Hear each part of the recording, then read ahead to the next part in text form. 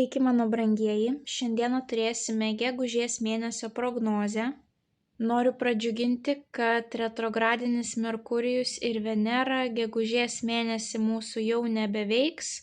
Galėsite pastebėti, kaip visi reikalai, planai pradeda eiti sėkmingai, kaip per sviestą, be jokių nenumatytų keblumų ar nesusipratimų. Taipogi primenu, kad kiekvieną mėnesį kanale jūs rasite jaunaties bei pilnaties prognozes, kurios taipogi papildo būtent jūsų šitas mėnesio prognozes. Taip, tik jeigu mėnesio prognozė yra 4 savaitėm, tai mėnulio prognozės yra porai savaičių. Taip, 2 savaitės jaunaties ir 2 savaitės pilnaties. Tai kas dar jų neklausėte, kviečiu paklausyti. Tai bus kaip dar viena papildoma informacija prie jūsų mėnesio prognozės. Na ir kas prie kanalo prisijungėte tik šiais metais, tai primenu, kad kanale galite rasti 25 metų prognozę pilnai visiems metams, tai yra apžvelgiama energetika kiekvienam mėnesiui nuo sausio iki gruodžio, taipogi apžvelgiama energetika pagrindinių gyvenimo sferų. Na ir duodamas vienas patarimas visiems 25 metams. Ir ten taipogi paminiu visas datas būtent retrogradinės Veneros bei Merkurijaus, kada nėra tinkamas metas organizuotis, planuotis kažkokių tais naujų pradžių savo gyvenime. Tai vat, kas norite sužinoti apie visas tas datas anksčiau, tai visas tas datas rasite būtent 25 metų metinėse jūsų zodiako ženklų prognozėse. Na ir kaip visada primenu, kad tiek šias, tiek mėnulio prognozes reikia žiūrėti pagal savo 3 pozicijas, tai yra Saulės ženklą, mėnulio ženklą bei ascendentą. Daugiau informacijos apie tai, kaip pasiskaičiuoti savo šias pozicijas, rasite žemiau aprašyme po šiuo vaizdo įrašu. Na ir kaip visada, mano dėkingumas keliauja jums. Labai smagu matyti, kad kanalas auga, labai smagu matyti, kaip aktyviai jūs komentuojate, dalinate savo istorijomis, kaip jums kortos įsipildė ir taipogi matau didžiulį dalinimąsi su kitais žmonėmis. Aš visada matau statistiką, kiek žmonių pasidalino mano prognozėmis. Tai labai smagu matyti, kad ne tik patys žiūrite, bet ir pasirūpinate savo artimaisiais mylimaisiais, kad jie taipogi sužinotų jiems svarbią informaciją. Na, o naujus kanalo stebėtojus kviečiu prisijungti prie šios šiltos ir motyvuotos bendruomenės, tapti jos dalimi, paspaudus prenumeruoti mygtuką. Na, o dabar keliaukime į jūsų tarologinę prognozę. Šauliai, pagrindinis įvykis šauliams gegužės 1 savaitę.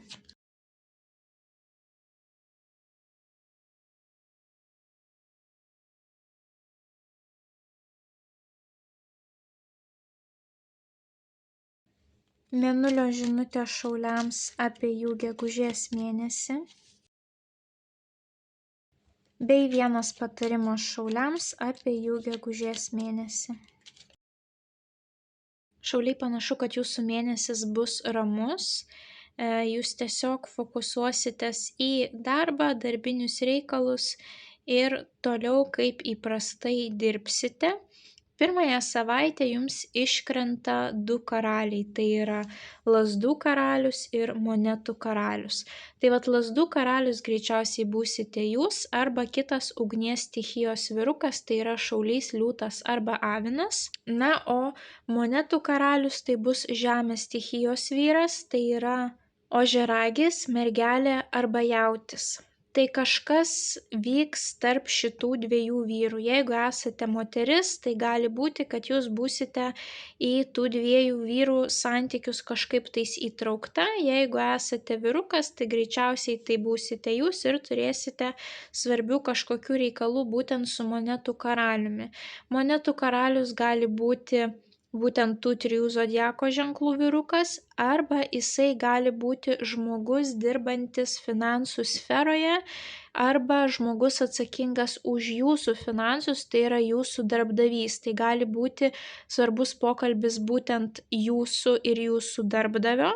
Galbūt jūs kreipsitės į žmogų, kuris padės jums susitvarkyti kažkokius tai finansinius reikalus, pavyzdžiui, užsipildyti kažkokias tai deklaracijas, taip, gali būti, kad jūs kreipsitės į tokios srities profesionalą, na, arba tai taipogi gali būti tiesiog ir jūsų artimas kažkoksai tai pažįstamas žmogus. Na ir šalia jums iškrenta monetų dvejetas. Monetų dvejetas tai yra finansiškai įtempta situacija dažniausiai, kai reikia atidžiai paskirstyti savo išlaidas ir pajamas taip, kad išlaidos neviršytų pajamų. Na tai pavyzdžiui, galbūt tam monetų karaliui būtent bus prasta finansinė situacija ir dėl to jisai pasikreips į jūs. Taipogi monetų dvejetas gali reprezentuoti, na, kad reikia savo laiką paskirstyti ypatingai gerai, detaliai, kadangi reikės būtent laviruoti tarp dviejų, pavyzdžiui, visiškai skirtingų veiklų, taip, arba tiesiog teks būti labai lankstiem pirmąją savaitę. Pavyzdžiui, ateina jūsų darbdavys ir sako, kad man reikia, kad tu padirbtum pusę laiko dienos pamainoje, pusę laiko vakarinėje pamainoje, taip. Na ir jums reikia jau taip laviruoti, kaip šita moteris, taip, ant vienos kojos bando išlaikyti tą lygsvarą, taip, ir nenumesti nei vienos monetos ant žemės. Tai gali būti tokia situacija pirmąją savaitę, kur reikės labai lankščiai žiūrėti į kito žmogaus kažkokius tai prašymus, pasiūlymus, reikalavimus. Taipogi šita korta monetų dvejetas gali rodyti, kad turite du skirtingus darbus, taip, ir kad reikia vėlgi palaikyti tą balansą, padaryti 100% viską viename darbe ir kitame. Vienas darbas gali būti pilnu etatu, kitas pusė etato, arba vienas samdomas darbas, o kitas yra būtent jūsų kažkokia tais individuali veikla, taip. Na, gali būti kažkokios tai dvi veiklos, kurios bus labai svarbios ir jas abi reikės padaryti 100%, dėl to yra labai svarbus laiko valdymas ir būtent tas lankstus požiūris iš jūsų pusės, taip. Tai netgi gali būti, pavyzdžiui, jūsų du darbdaviai, tai būtent tų dviejų darbų, į kuriuos jūs turėsite, na, vienodai atsižvelgti, taip, tiek į vieno poreikius reikalavimus, tiek į kito. Tai kažkokios tokios situacijos gali būti, na ir pirmąją savaitę pasistengkite per daug neišlaidauti. Kaip ir minėjau, būtent atidžiai pasižiūrėti į savo išlaidas ir pajamas, taip, nes galbūt, pavyzdžiui, tam monetų karaliui reikės padėti finansiškai. Tuomet antrąją ir trečiąją savaitę pas jūs atkeliauja iliuzijos, būkite labai atsargus tiek antrąją, tiek trečiąją savaitę, nepasitikėkite niekieno žodžiu, labai su kritiniu mąstymu žiūrėkite į kiekvieną pasiūlymą, ypatingai jeigu jisai atrodo nuostabus, taip, ir be jokių tais problemų.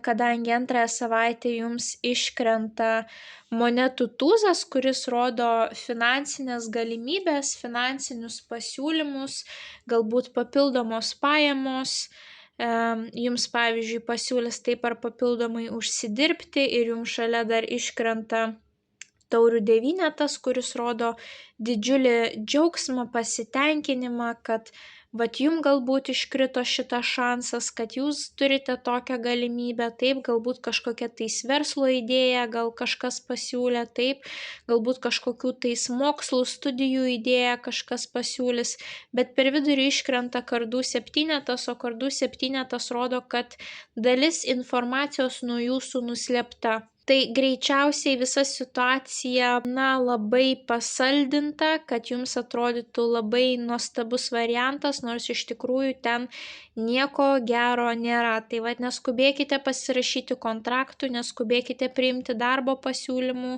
Visi pasiūlymai, kurie ateis, taip, galbūt jums ateis kažkokia tai žinutė, kad jūs laimėjote milijoną, dalyvavote kažkokiame tai konkurse. Na, viskas, kas susijęs su pinigais, su kažkokiais pasiūlymais, būkite labai atsargus, turėkite kritinį mąstymą, nedarykite skubotų išvadų ir neprimkite pasiūlymo, taip, palaukite, paklausinėkite to žmogaus, taip. Pirmas instinktas gali būti toks apsidžiaugimo, džiugesio, kad pagaliau, pavyzdžiui, finansinė situacija mano pagerės, išsispręs kažkokios problemos, bet vėliau pasirodys, kad nieko gero ten nėra. Trečiąją savaitę vėlgi tas pats kardų septynetas, Kardų septynetas taipogi gali rodyti apkalbas. Jeigu ne apgavystės kažkokias, tai gali būti apkalbos, kad pavyzdžiui, jum pasiūlė aukštesnę poziciją, jum pasiūlė pakelti atlyginimą, kažkas susijęs su finansiniam perspektyvom, taip, ir jūs labai džiaugiatės, jūs didžiuojatės savimi, bet kažkas, pavyzdžiui, už nugaros jūs apkalba, jums pavydi, kad kodėl jam šitą variantą pasiūlė, kuo jisai geresnis už mane, tokios visokios situacijos gali būti, taip. Gali netgi būti pasiūlytas kažkoksai tai darbas susijęs su žema moralė. Tas kardų septynetas gali rodyti žemą moralę, kad yra galimybė užsidirbti, bet jums reikės peržengti savo moralės ribas, taip. Ir labai svarbu šitoje vietoje neperžengti tų ribų, išlaikyti savo aukštą moralę. Taip, mes gauname iš gyvenimo tam tikrus išbandymus, testukus. Ir šiuo atveju labai norėčiau, kad jūs tą testą praeitumėte sėkmingai, tai yra nepaukotumėte savo vertybių dėl pinigų.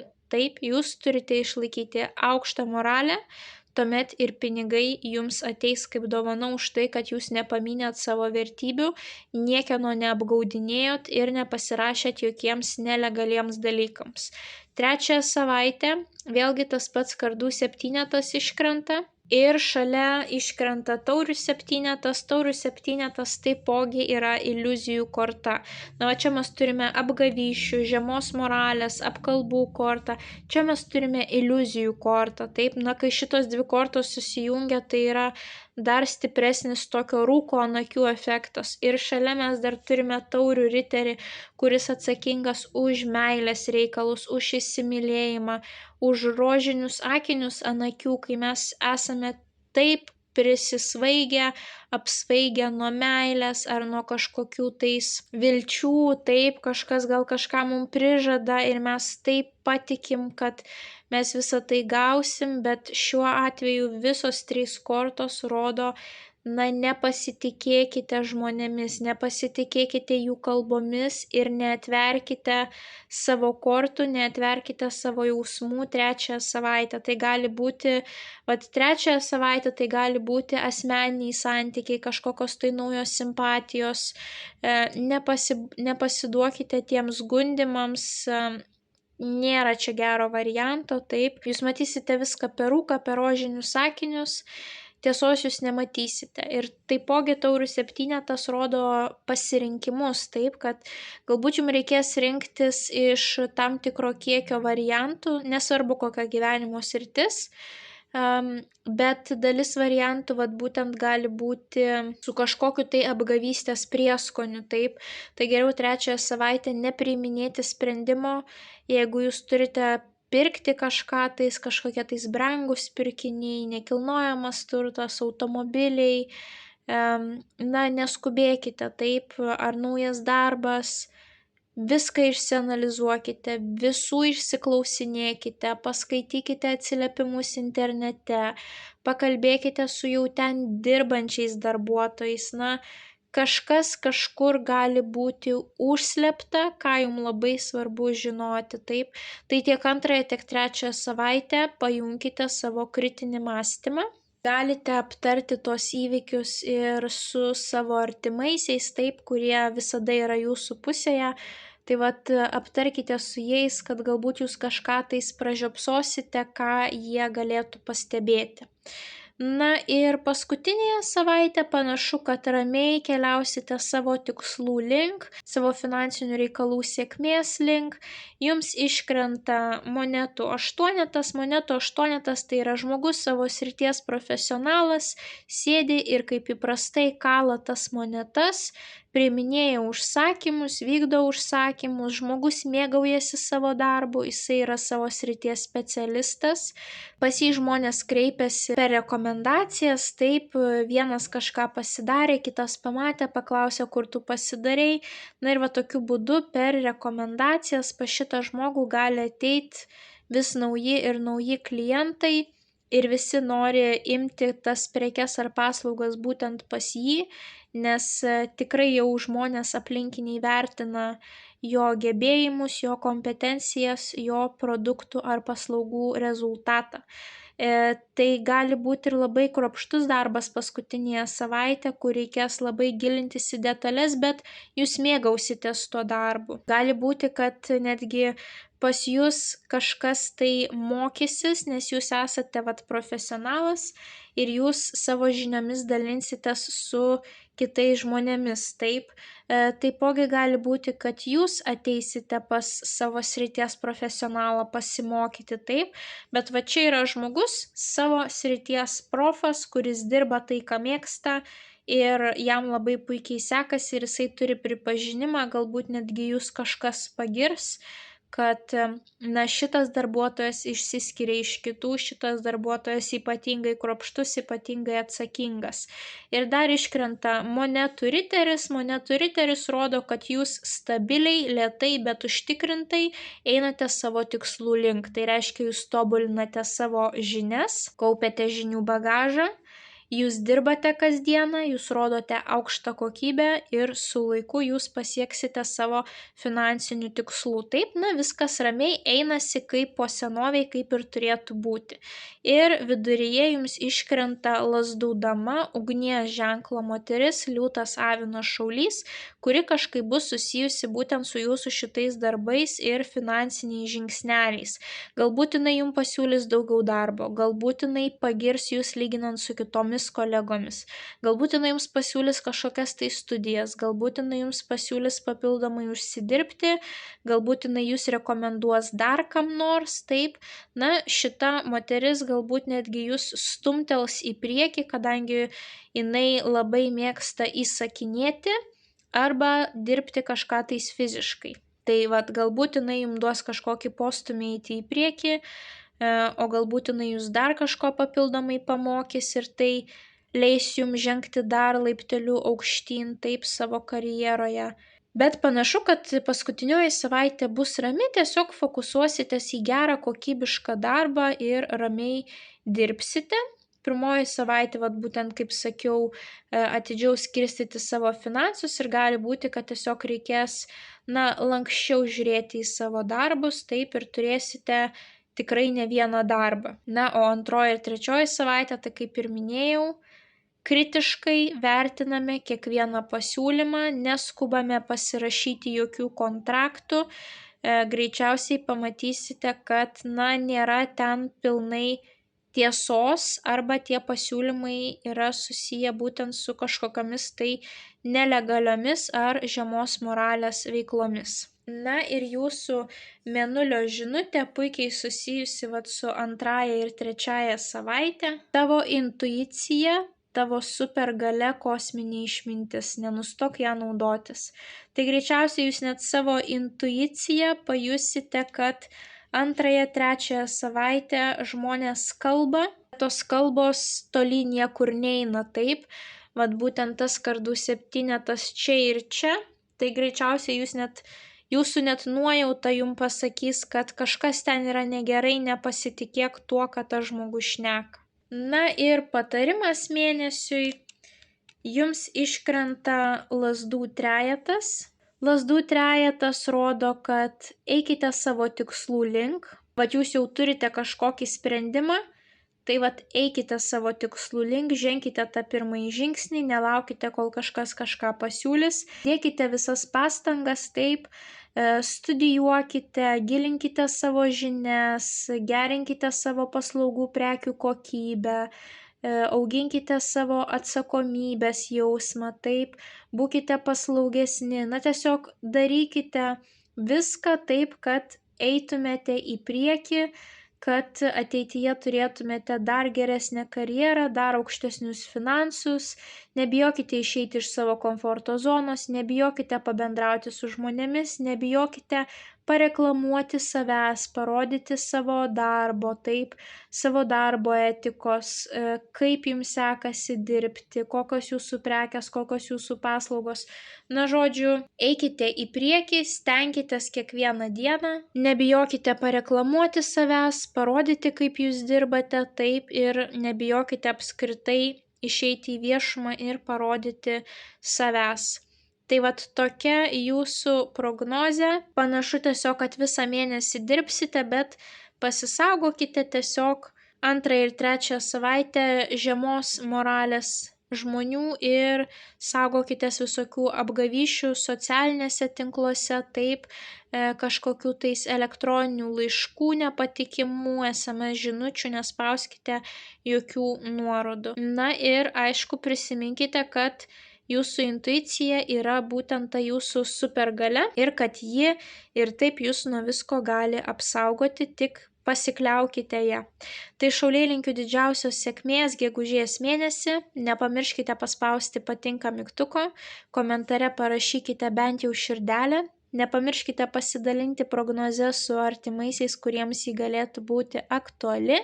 Na ir jeigu dar neužsiprenumeravote, skatinu užsiprenumeruoti kanalą, kad nepraleistumėte jums aktualių prognozių, bei taptumėte šios labai šiltos ir motyvuotos bendruomenės dalimi. Nu, o mes susimatysime jūsų kitose prognozėse.